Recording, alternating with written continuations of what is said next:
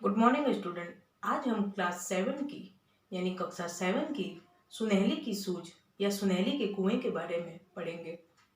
ये एक राजस्थानी कहानी है। एक ग्रामीण महिला है जो अपने दिन भर के काम काज से थक हार कर अपने घर के लिए, अपने परिवार के लिए पानी की व्यवस्था करती थी। ये वही कहानी है। नरसी की ढाणी नाम का एक गांव है राजस्थान और गुजरात की सीमा के बीच में।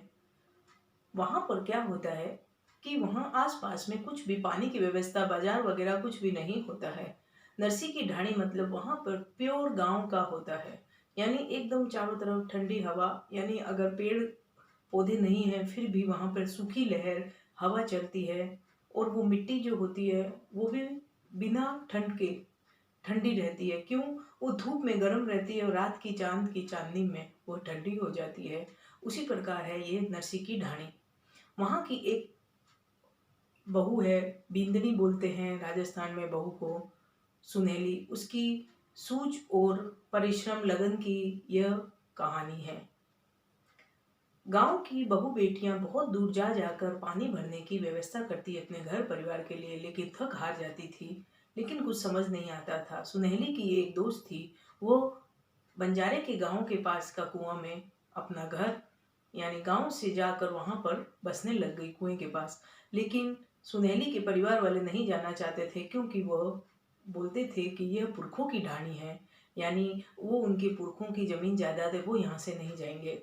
मन मार कर सुनहली वहीं रह जाती। कहाँ? नरसी की ढाणी में वहीं रह जाती थी, नरसी की ढाणी में। लेकिन एक दिन क्या हुआ, वो थक हार के आ रही थी तो खेजड़े का पेड़ होता है राजस्थान में, खेजड़ियां होती है, उसको खेजड़ा बोला जाता है।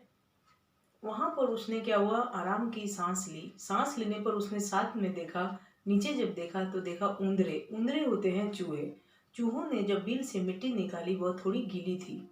उसको पहले तो कुछ समझ नहीं आया, लेकिन वो थोड़ी आगे बढ़ी, उसके दिमाग में आया कि ये मिट्टी गीली है तो जरूर यहाँ पर पानी होगी। ये खेजड़े का पेड़ इसीलिए हरा भरा है क्योंकि यहाँ पर मिट्टी गीली है। क्यों? क्योंकि यहाँ पर पानी है। तो उसने घर आकर अपने पति और अपने बेटों को आकर बात बताई, तो वो हंसने लगे कि नहीं नहीं, ऐसा नहीं हो सकता। चूहे की ने जो मिट्टी खोदी है इसका मतलब ये नहीं कि नीचे पानी हो। लेकिन सुनहली ने ठान लिया था मन में कि वो यहाँ पर कुआं जरूर बनाएगी। उसने क्या किया, भोर सवेरे उठी और फावड़ा लेकर चली गई। जब बड़े बेटे ने पूछा माँ कहाँ है, तो बेटा बोला, छोटा वाला, कि माँ तो फावड़ा लेकर कुआं खोदने के लिए गई है। तो जब उसने देखा कि वहां पर जब कुआं खुदा हुआ था तो वो मिट्टी बहुत गीली थी, तो वहां पर वो बेटा भी, उसका जो दूसरा बेटा था, वो भी हाथ बटाने लगा। तो उन्होंने बहुत गहरा खड्डा खोद लिया था। बहुत गहरा खड्डा खोदने के बाद क्या था, ये तो राजस्थान का मौसम है। राजस्थान का मौसम क्या होता है कि अचानक धूल भरी आंधी आने लग जाती है। कितना गहरा भी खड्डा खोदो तो वो गहरा वापस भर जाता है उस मिट्टी से। क्या हुआ कि जब उन्होंने खड्डा खोदा और जब वो वापस घर आ रहे थे और वो खड्डा फिर भर गया राजस्थान की आंधी से, तो गांव वाले उनकी बहुत हंसी उड़ाने लगे। वो चुपचाप अपने घर के लिए रवाना हुए और अपने घर के अंदर घुस गए। सुनहली ने अपने बेटों के ऊपर हाथ रख के बोला, सिर के ऊपर, कि बेटा कोई बात नहीं, हम लोग फिर उस खड्डे को खोद देंगे, कोई बात नहीं। वो लोग फिर सुबह चले गए। उन्होंने कहा, उसकी माँ ने, कि बेटा हम दिन में आराम करेंगे और रात को चांद की चांदनी में वो खड्डा खोदेंगे, जिससे कि कोई दिक्कत नहीं हो। तो अब सुनहली का पति भी साथ में था और दोनों बेटे भी थे। जब देखा कि पानी बहुत ऊपर आ गया, मतलब एक तो गीली गीली मिट्टी आ रही थी, अब क्या है, एकदम कीचड़ जैसी मिट्टी आ रही थी, यानी पानी साथ साथ मिट्टी के पानी भी आ रहा था। तो जब गांव वालों ने ये सुना तो गांव में क्या हुआ, पतासे बांटे गए और लड़के भी नाचने लगे कि अब हमारे गांव में भी कुआं खुद जाएगा।